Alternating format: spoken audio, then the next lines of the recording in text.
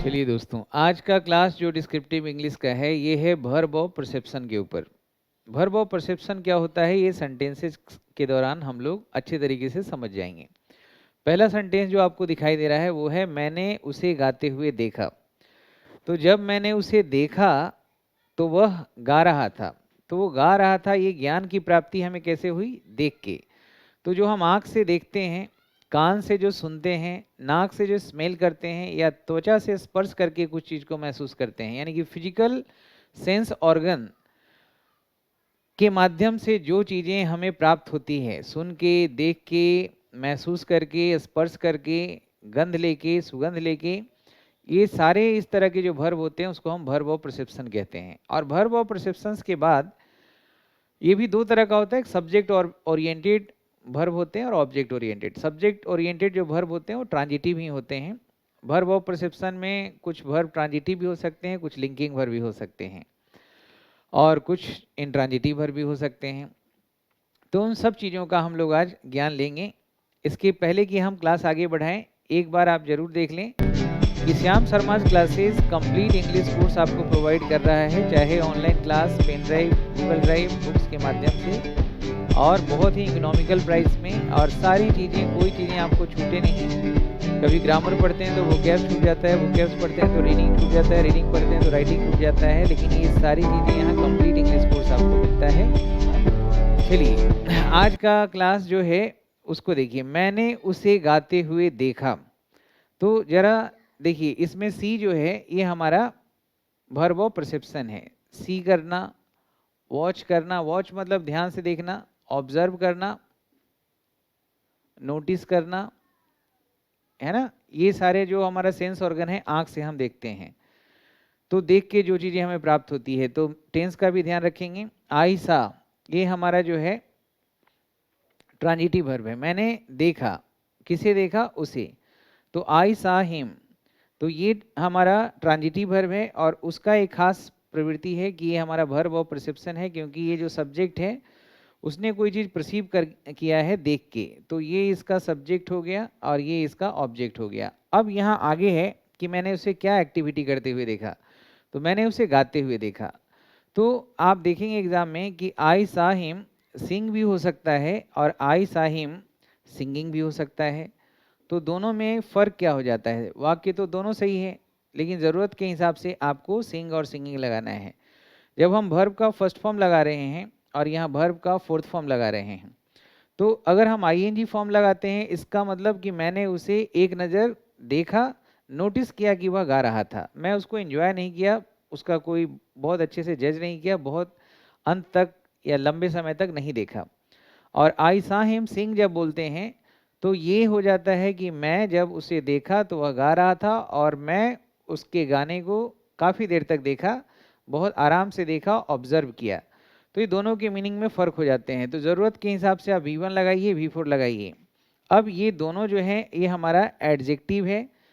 क्यों? क्योंकि ये एडजेक्टिव इसलिए है क्योंकि ये जो है कौन गा रहा था? वह गा रहा था। तो ये दोनों एडजेक्टिव कहेंगे। ये जो है हमारा बेयर इन्फिनिटिव है और ये जो है हमारा पार्टिसिपल है। और इसको हम यहाँ पे, इसको हम चूंकि ऑब्जेक्ट बोल रहे हैं तो इसको हम बोलेंगे ऑब्जेक्ट कॉम्प्लीमेंट। इसके पहले आपने लिंकिंग वर्ब के बाद देखा था कि सब्जेक्ट कॉम्प्लीमेंट आ रहा था। तो ये जो सिंग और सिंगिंग जो है ना, ये हमारा ऑब्जेक्ट कॉम्प्लीमेंट है इस वाक्य में। और ये ऑब्जेक्ट हो गया, ये मेन वर्ब हो गया और ये सब्जेक्ट है और इसे हम कहते हैं वर्ब ऑफ परसेप्शन। सही है। आई सा हिम डांसिंग का मतलब क्या हो जाएगा कि मैंने उसे नाचते हुए देखा, नोटिस किया बस। और आई सा हिम डांस मतलब मैंने उसको नाचते हुए आराम से देखा, इत्मीनान से लंबे समय तक एंजॉय किया उसको। ठीक है। दूसरा वाक्य देखिए दोस्तों, उसने तुम्हें दूसरे पर चिल्लाते हुए देखा। तो यहाँ पे भी वर्ब ऑफ परसेप्शन जो है इसमें देखने वाला बात हो रही है। आई जो हमारा फिजिकल सेंस ऑर्गन है, जिससे हम कोई चीज़ सेंस करते हैं देख के।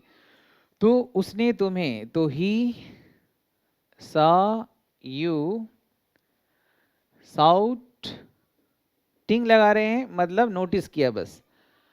और अगर हम यहाँ साउट लगा रहे हैं ये भी सही है, लेकिन इसका मतलब हो जाएगा कि देर तक चिल्ला रहे थे आप और वह हमेशा अंत तक वह देखता रहा। Shout at others.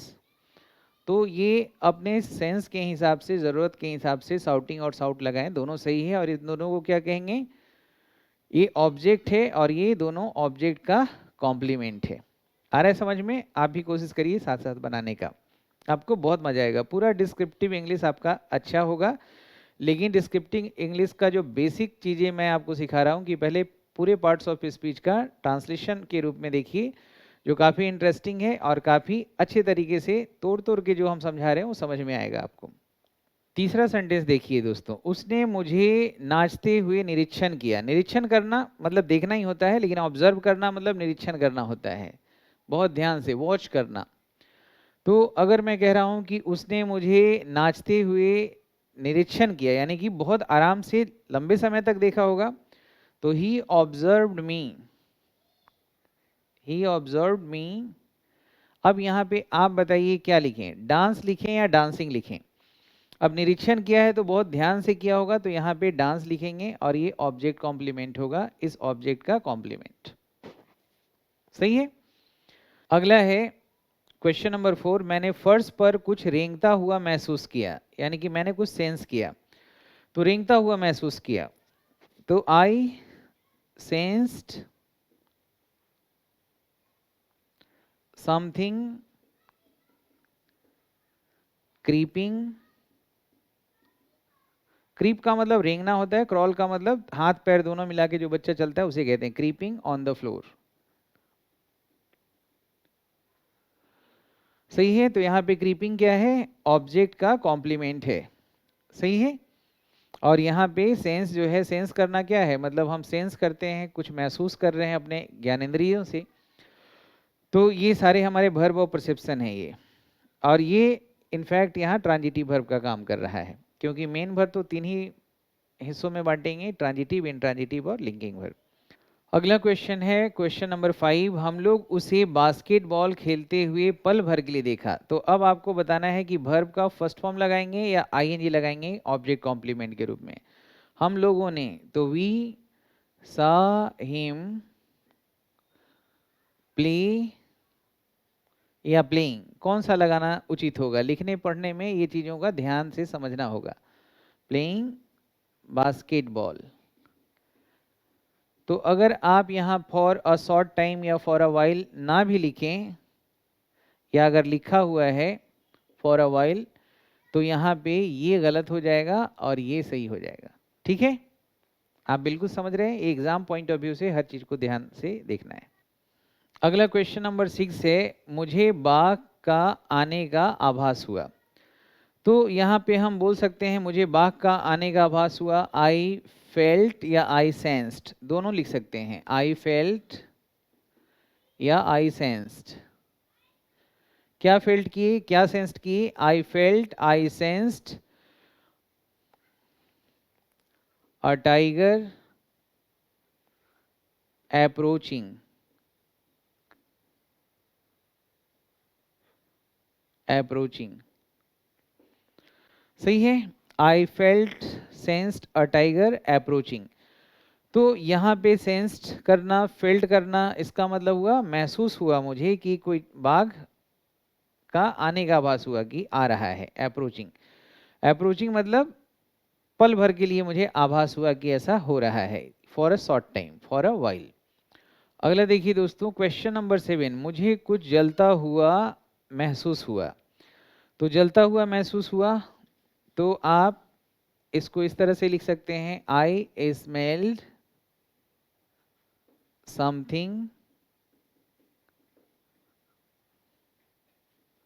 बर्न या बर्निंग।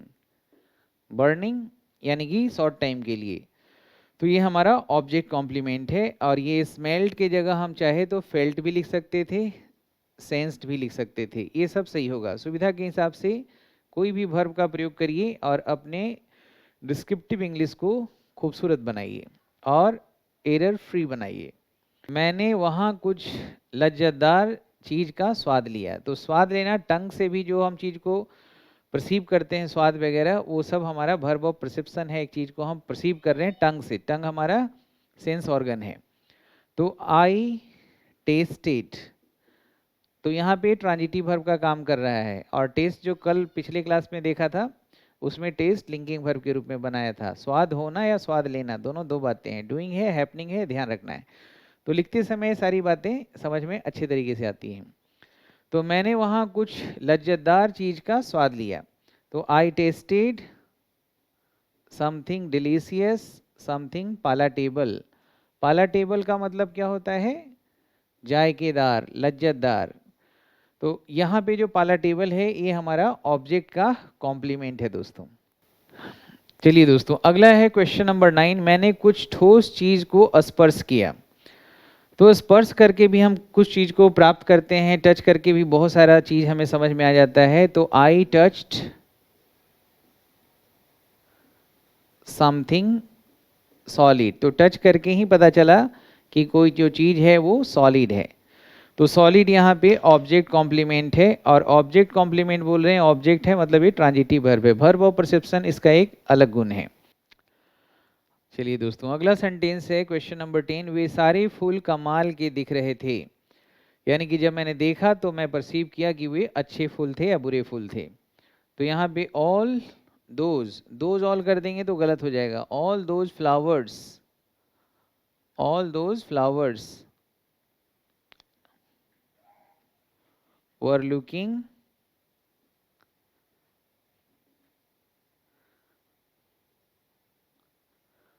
वंडरफुल।